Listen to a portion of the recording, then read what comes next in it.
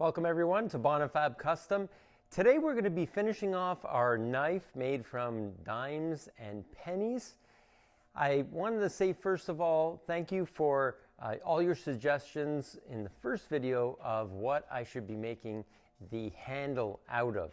Now, I decided to make the a pommel and a guard out of copper, and the copper I'm going to use is also going to be pennies. I'm going to take it, put it into my crucible, melt down some copper, and pour it into a mold, and then I can machine out my pommel and my guard for the knife. Now, for the main body or the handle part of the knife, I think I'm going to go with some of you suggested a dark wood. So I'm going to be using an ebony to make the handle part. Now, I also wanted to incorporate a penny and a dime somewhere inside the actual handle so you can kind of see what the whole knife is made from. So I think I'm going to do some drawings first of the shape and how I'm going to incorporate those pennies, and then I can start the build. Let's get right into it.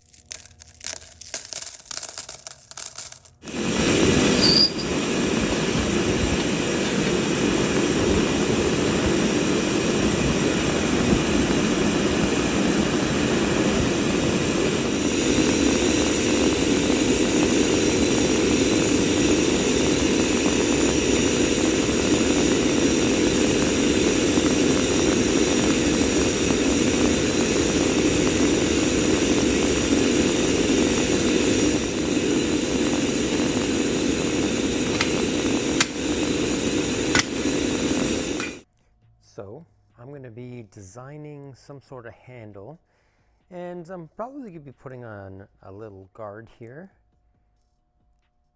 That's going to be made out of copper. And then I had a lot of good suggestions on my YouTube video from last week about what I can use and how I can make this, or what I can use in material wise for the actual handle. And I'm thinking of doing a little combination of a few things that I had as suggestions, like some darker wood to kind of really show the contrast between the two, and some copper. So I'm going to be putting, I think, a copper guard and a copper pommel, and then in between I'm going to be using, say, an ebony or an Indian blackwood to really contrast that color from the blade. So now I'm going to draw out, or I'm going to sketch a little design for the actual handle. And I kind of drew something already, but I want to redraw it because I had too many sketches over top, so it's very hard to see what the final outcome is of the sketch. So here I just sketched out the profile of the knife, and I'm going to be making a nice guard like that, and a little bit on this side, kind of molding into the handle, and then kind of have this angle like that, and a little finger cut out there. Shape kind of swoops down, and then right here I'm going to try and kind of mold in this pommel here out of copper also. Now I was also thinking of maybe putting, I don't know, like a hole here and putting maybe a penny through there. Kind of shows the top of the inside of that penny as a pin, or a decorative pin inside there, but I'm not too sure. I'm going to see just how it comes out first. So the copper part's going to come down to here, and I'll probably have some different, a couple of different colors here or something to separate the two, and maybe something here. And then this would be something dark. Okay, so now I have basic shape. What I'm going to do is I'm going to cut it out. And I have my copper that I cast for the guard piece here, and I have another piece of copper that I'm gonna take and cut out of my other piece so I can, or my other piece of copper, so I can make it fit for the pommel. Okay, so now I'm ready to heat treat the blade. It's pre-finished with about 220 grit sandpaper. I had to kind of relieve the tang a little bit more, just so it's going to fit in properly, and just make sure that this is all squared up here. And I may put actually some saw cutouts first before I heat treat it. I'm just thinking right now. I probably want to do that beforehand, so I'm gonna do that, and then I'll turn on the forge and get it ready for heat treat.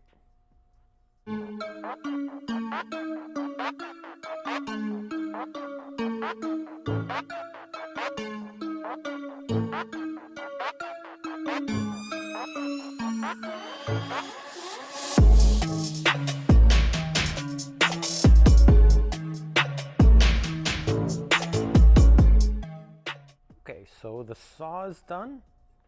See, it looks nice. It's jagged. Feels good. And now it's going to be ready for heat treat. So I'm going to turn on the forge and heat treat this. And again, you have to be very careful because the copper melts. The melting point is very close to my heat treating temperature. So I have to look at it very carefully that it's not getting overheated, and if it does, it would make this copper melt right out of the knife, and that would be a disaster. So let's turn on the forge and heat treat it.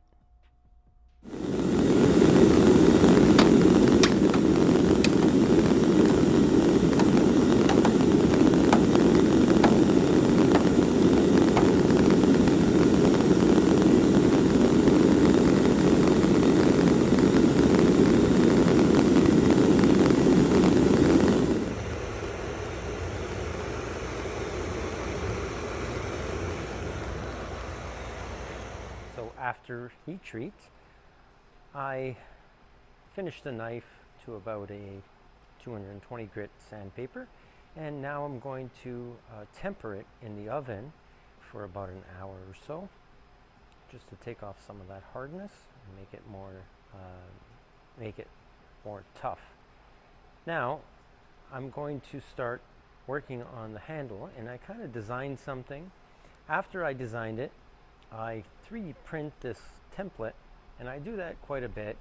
It's really a great way to physically try the handle or parts of your blade. I even print out complete 3D models of my blade sometimes, just to hold it in my hand to see what it's like. They're really inexpensive, and if you haven't looked into 3D printing, you should. Literally, they're very cheap, easy to learn how to use, and when you get into the CAD stuff, there's free software out there, and literally if you spent 15 minutes a day in a month, you'd know how to use everything. Really simple, straightforward, especially for doing simple things like this, like guards, knives, templates for cutting out things, templates for cutting out things in your leather sheaths. Really a great tool, and really it's the way of the future with this knife making stuff. So now that I have this template, I'm going to start cutting out the guard. I'm going to use this to cut out my copper, and I'm going to use this to cut out my pommel, and also for my handle. And then when I have it all cut out, I'm going to fit it and then grind all the contours and blend it in, everything like that. But this will give me my base shape of the handle. I have the piece of ebony in my CNC. Now, a lot of you don't have a CNC. I have one, so I use it. And I'm basically using it like a way of roughing out the rough shape of my handle. I'm not finishing anything on it. I'm just roughing it out so then I could take it and then put it onto my knife and then blend everything and take everything down by hand. So this is kind of like using your bandsaw, except for it's automated.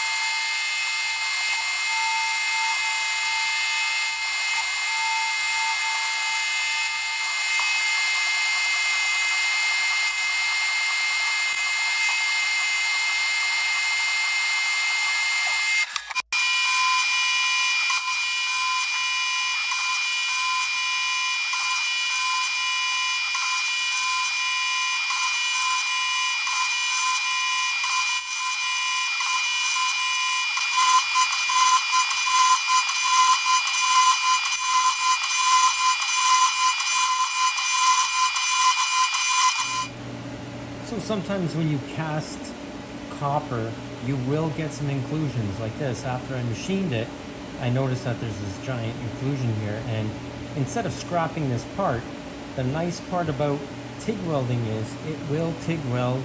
You can TIG weld copper. Now, I also just fixed, there was a little inclusion or a little void there in the guard, and I fixed that one already. Came out perfect. And what I do is I just use some wire, clean it, some copper wire, and I use this to fill the void. And then when I'm done machining it and polishing it, you can't tell that there was a void there because I'm TIG welding it with pure copper. So I'll show you how I'm going to do that.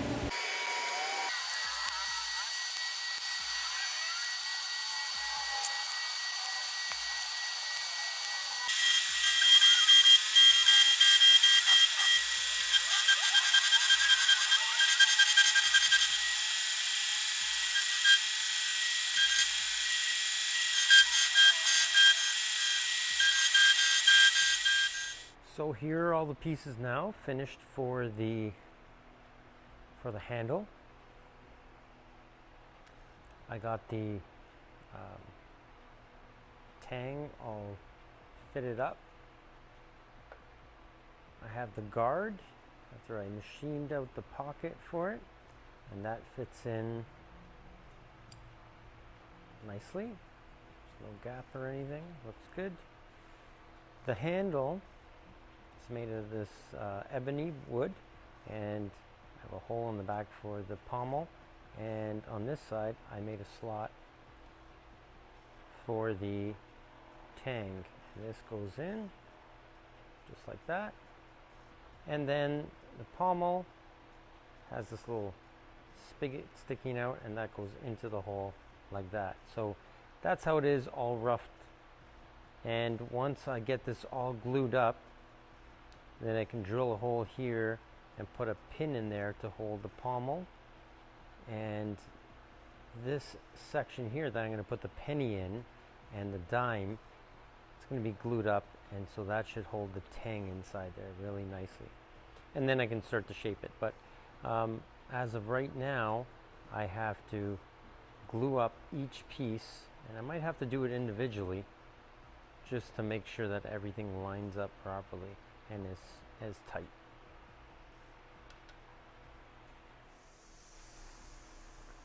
Okay, so to glue on the guard, now I polished this up the top face of it because it's going to be hard to get to after, and I don't want to scratch up the finish on the blade. So I've basically finished this. The rest of it we get a shape. So I'm going to get some of this epoxy. Don't need much for this part. because I'm going to be doing each part separately.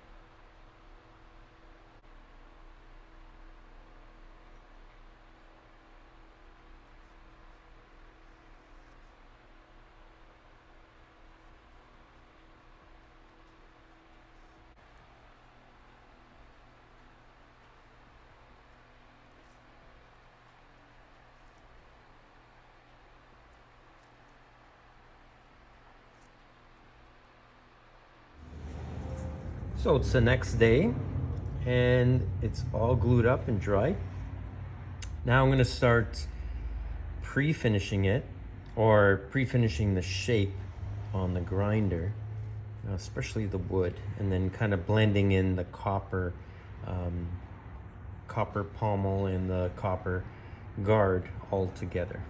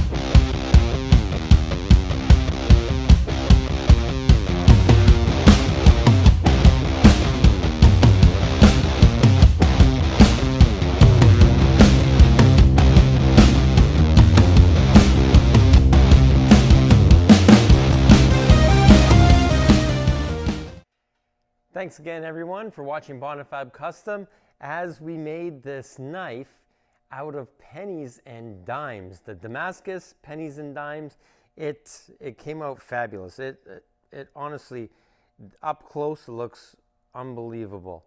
Now, I had some comments about the strength of the copper from the pennies and the dimes. Now, keep in mind that I used 15N20 for the main edge. So throughout the center of this is a piece of 15N20 high carbon steel.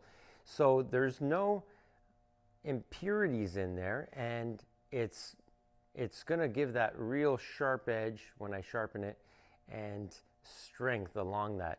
Really, the outside where the pennies and dimes are just for looks, basically. Now, I want to do some testing on this, and hopefully I'll have a video out next week where I'm going to sharpen this up and I'll do some destructive testing on this knife. I hope you like the build. Let me know what you think of the build and the knife in the comments below. Thanks again for watching. Don't forget to push that button for notifications for more videos just like this one.